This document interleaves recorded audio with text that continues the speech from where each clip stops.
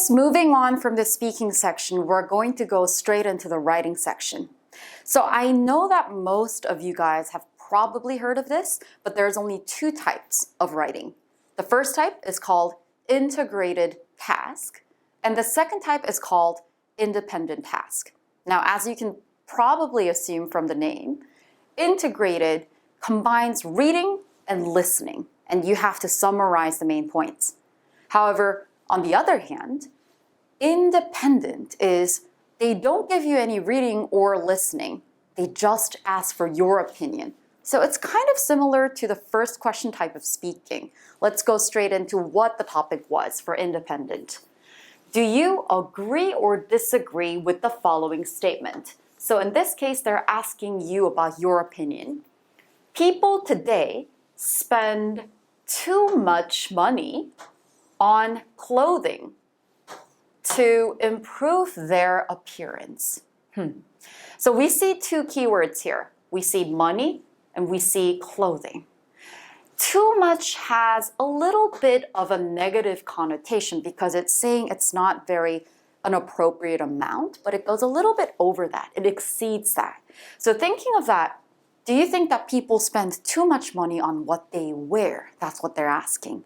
So what you have to do first of all is you have to come up with, okay, so do I agree or do I disagree? So that's the first thing that you have to think about.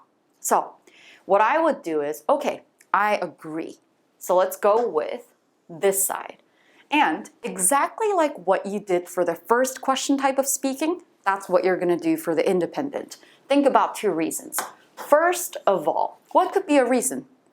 Okay, so people are a lot more trendier than they were before. And a little bit more specifically than that, younger generations. So people in their teens care more about clothing, and that affects a lot of isolation in the school. So we're going to write that. Teenagers, which are the people in their 10s, are affected by fast fashion and premium brand clothing. And what does that mean? You take a lot of money from your parents. That's what it means. So we connect that and go, okay, so that's going to be expensive. It costs a lot of money. And what you're going to do is you're going to give an example of what it means to literally use a lot of money on premium brand. So like a few years ago, maybe it might be different for some of you guys living in different countries like India, Vietnam, whatever it is. But in the country that I used to live in as a teenager, which was half in the States and half in South Korea, there were some elite students who would ask their parents to literally buy them clothes from Louis Vuitton, Prada, Burberry. That's literally what happens. And after that, the thing is, they spend a lot of money, but it also creates a division between students. Okay, so you can write that down as well. So, division between students in school. Okay, I'm just going to write this in a simplified way because I don't want to write the whole sentence down. Okay, so that would be the first reason. Then, let's think about what would be the second reason. The first thing was about teenagers. Then the second thing would be a lot more about in general, so including adults as well.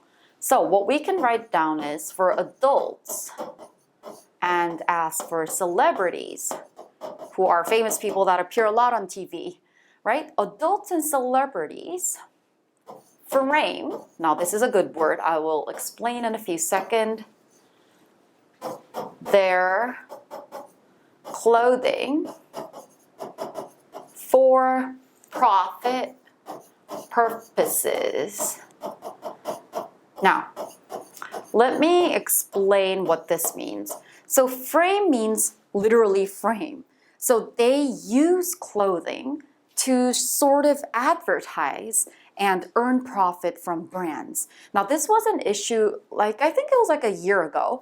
YouTube or even Instagram, these kind of SNS accounts got in trouble by a lot of customers or users because, you know, what we believed to be true or real, shown as pictures or on video, was actually used by corporates for advertising purposes. And that causes more people to actually buy more than they can afford. And that's exactly what this is talking about. So this is the negative consequence of what's happening. So you can write that down, and I am just going to simplify that and write down SNS, YouTube. And that causes too much purchasing behavior. I mean, that could be helpful for economic gains in terms of countries, but it's not for individuals. All right, so those are the two reasons that we have brainstormed. Now, what we would do next is take a look at this part. You use specific reasons and examples to support your answer. Be sure to use your own words and do not use memorized examples. So you can't use whatever sounds different just because you memorized it for a question that you saw. So what you have to do is make it sound personal. That's what they're asking you to do. So what you have to do is think about the brainstormed version and then go for an intro, go for a body paragraph, and finally go for a conclusion. Now, what's important here is intros must include a thesis statement, and that's your main opinion, main idea. And it must include a blueprint. Now, what's a blueprint?